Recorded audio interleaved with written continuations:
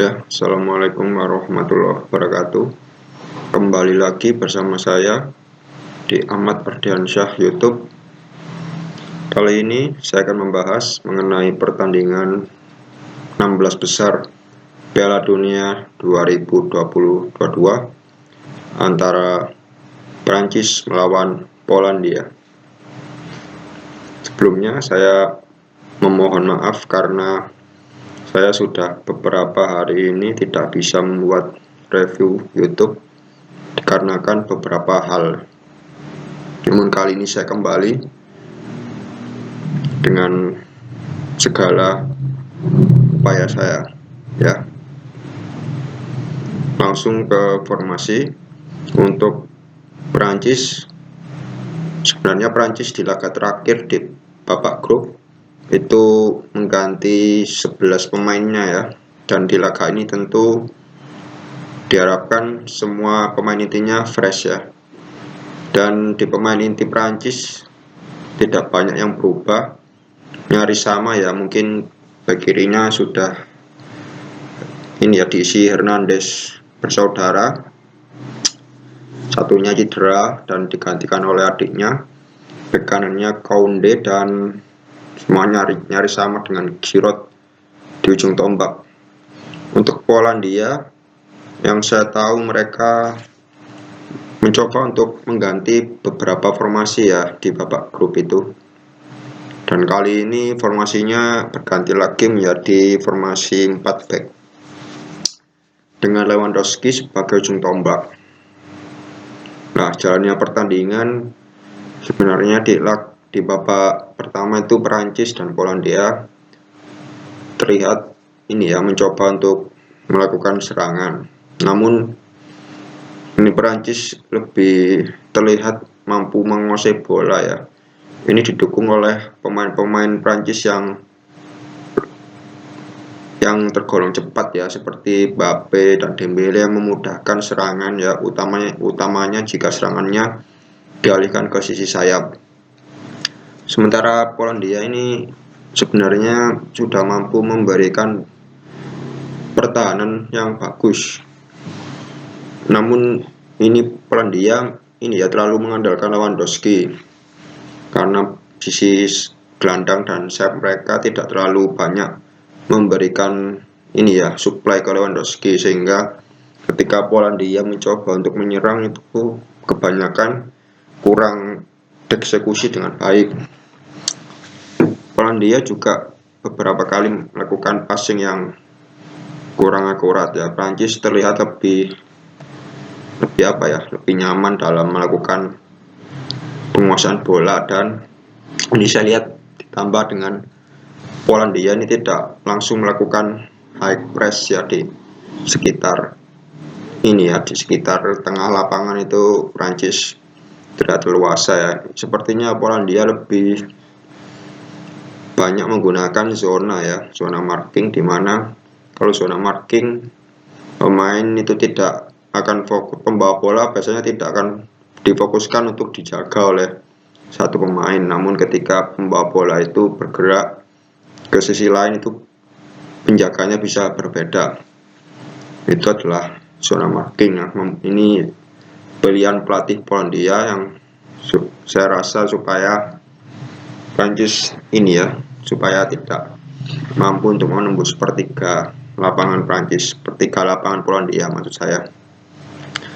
Ya, ini sebenarnya Prancis babak pertama beberapa peluang, ya, misal shoot yang di tepi Szczęsny, dan Prancis sebenarnya ternyata mampu mencetak gol, ya, melalui skema yang cukup, ya, skema yang ini, ya, cerdik, ya.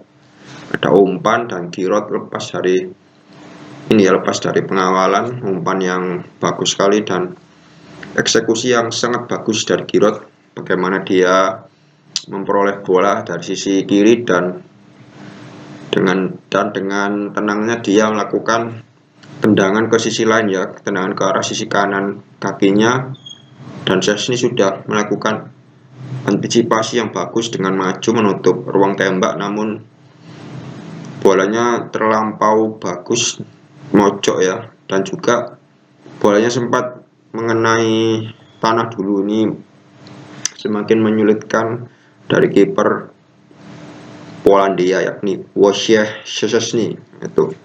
Itu ya pemenggalan kata yang tepat untuk kiper Polandia yang katanya namanya sulit ya, Wojciech Szczesny, susah. Nah, di babak kedua ini Polandia harusnya itu mengejar ketertinggalan skor ini. Prancis tentu diharapkan bertahan lebih baik dan sekali menyerang supaya mendapatkan gol. Namun di babak kedua Polandia masih saja seperti babak pertama, di mana mereka tertekan ya. Di sini saya melihat pemain Prancis lebih leluasa lagi untuk menguasai bola. Tercatat Mbappe ini ya banyak mendapatkan ruang gerak yang terlalu bebas ya. Mbappe, Dembele juga. Peran Griezmann juga tidak terlalu baik ya kan menurut saya, kurang memberikan supply kepada Giroud.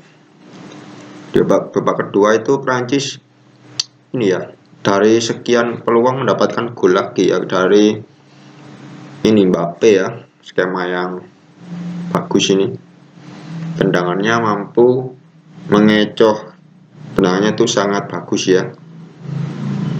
Tendangannya itu seperti shoot yang sangat keras, ternyata tendangan itu kecepatannya keras ya.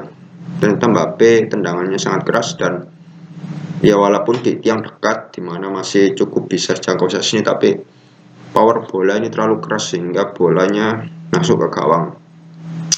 Terlihat pelatih Polandia ini seperti ini ya, saat gol terjadi itu seperti kesal karena dia menunjuk pemainnya untuk seperti kenapa tidak ditutup, semacam itu ya. 2-0. Nah, dengan skor 2-0 Polandia melakukan pergantian pemain. Prancis pun mengganti pemain ya. Saya lihat Prancis pergantian pemainnya lebih kepada untuk ini ya, penyeimbang ya, karena masih satu posisi, dan Polandia memasukkan banyak pemain menyerang yang diharapkan dapat ini ya mencetak gol balasan. Namun sampai menit keberapa itu malah Prancis mencetak gol lagi, dan lagi-lagi Mbappe yang mencetak gol ya, melalui skema yang sederhana sebenarnya. Mbappe menggiring bola, menggocek-gocek dengan kecepatannya, dan tiba-tiba dengan satu kontrol dia menendang bola dengan kaki kanan dan sangat bagus ya. Dan kiper tendangannya itu keras dan ke pojok, dan kiper Polandia yakni Szczesny tidak sampai tangannya. Sebenarnya sudah refleksnya sudah bagus, namun bolanya terlampau ke pojok sehingga sulit ya untuk diantisipasi. Ya memang itu bola sulit, sudah bagus kipernya mengenai ya, namun karena laju bolanya terlampau keras sehingga gol menjadi 3-0 untuk Prancis. Sampai menit akhir Polandia sepertinya harus kalah dengan 3-0. Sampai babak tambahan waktu menit akhir Polandia mendapatkan penalti setelah ada handsball ya. Wasit sempat ini ya, sempat ragu dan akhirnya mencoba melihat dari tayang ulang di VAR di pinggir lapangan itu ya. Dan ketika dilihat ternyata memang penalti ya. Saya merasa sekilas tangannya masih di arah badan ya, namun wasit memiliki ini ya pandangan lain, harus kita hormati. Dan tendangan Lewandowski masuk awalnya itu ditangkap kipernya, terlalu lemah, namun ketika ditayang ulang ternyata kipernya mendahului Lewandowski ya. Kipernya ini bergerak dulu, kipernya Prancis, Loris, karena di peraturannya kalau kiper bergerak sebelum bola ditendang, maksud saya kiper sudah melewati garis sebelum bola ditendang kakinya ya. Ya ini seharusnya penaltinya diulang, dan benar ya, ternyata penaltinya diulang. Keputusan tepat, dan ternyata setelah diulang malah masuk dan skor menjadi 3-1. Dan hasil ini Prancis lolos ya untuk ke babak selanjutnya. Pemenang laga ini kemungkinan melawan pemenang ini pemenang laga antara Inggris Senegal ya nanti malam. Prancis, pemain Prancis sebenarnya ya cukup bagus ya, karena ini Polandia ini ya kayak masih hati-hati ya, kurang terengginas, kurang kurang cepat ya pemainnya tuh, seperti pertahanannya itu terlalu mudah ditembus. Dan Prancis dengan Mbappe, Dembele, pemain Prancis dengan kecepatan pemain Prancis saya rasa akan sangat merepotkan untuk tim-tim selanjutnya ya. Itu menjadi senjata Prancis. Namun ketika menghadapi babak 8 besar, semua akan menjadi sulit karena sudah banyak unggulan yang akan masuk di 8 besar. Ya, jadi kita tunggu laga selanjutnya saja. Demikian analisis dari saya. Kita jumpa lagi besok ya dengan laga 16 besar lainnya. Saya ucapkan terima kasih karena meluangkan waktunya untuk melihat video saya. Sekian dari saya. Assalamualaikum warahmatullahi wabarakatuh.